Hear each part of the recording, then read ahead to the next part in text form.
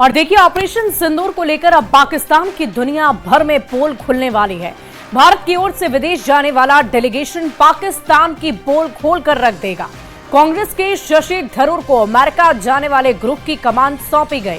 केंद्र सरकार ने 59 सदस्य वाले एक डेलीगेशन की घोषणा की और सभी डेलीगेशन में कम से कम एक मुस्लिम प्रतिनिधि को रखा गया है। इस रिपोर्ट में आपको दिखाते हैं।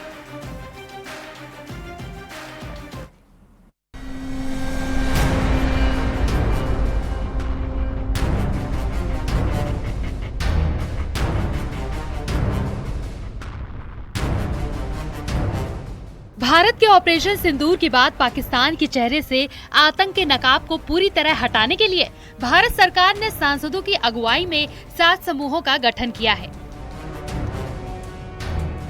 59 सदस्यों वाले डेलीगेशन में 51 नेता और 8 राजदूत हैं।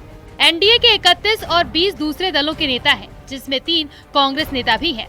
7 ग्रुप में ये डेलीगेशन 33 देशों का दौरा कर हर मुद्दे पर पाकिस्तान की पोल खोलेंगे।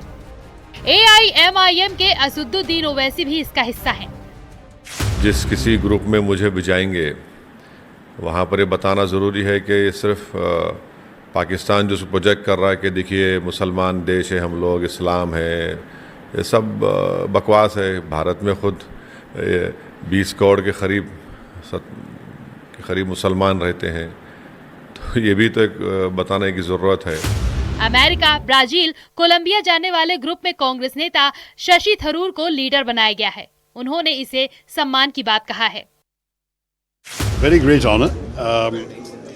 As a citizen, being called upon to serve the nation at a time of crisis is a matter of a duty for all of us. At the same time, for me, it is an honor that I've been asked to lead the delegation, and I look forward very much to playing my part. I have always said that when my services are required by the nation, I should not be found wanting, and I had no hesitation in accepting the kind invitation of the government, which to my mind is nothing to do with politics and everything to do with our country's national interest.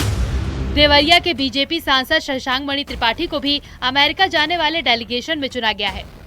मैं समझता हूँ हमारा जो टोला है वो जा रहा है United States, Brazil, Panama, Colombia और गुआना, और इसलिए मैं समझता हूं कि ब्राजील और यूनाइटेड स्टेट्स खासकर बहुत प्रभावशाली देश हैं, और वहां के सांसदों से मिलकर हम लोग अपने देश में जो हम लोग का सिंदूर ऑपरेशन हुआ है उसके बारे में बताएंगे, उसकी महत्वता क्या है, क्यों हमने किया और उसका कैसे प्रभाव होगा। 22 अप्रैल को जम्मू कश्मीर के पहलगाम में आतंकी हमला हुआ था। आतंकियों ने 26 टूरिस्ट की हत्या की थी। 7 मई को भारत ने POK और बाग में मौजूद 9 आतंकी ठिकानों पर एयर स्ट्राइक की थी। सेना ने 100 आतंकियों को मार गिराया था। दोनों देशों के बीच 10 मई की शाम 5 बजे से सीज़फायर पर सहमति बनी थी। न्यूज़ 18 के लिए ब्यूरो रिपोर्ट।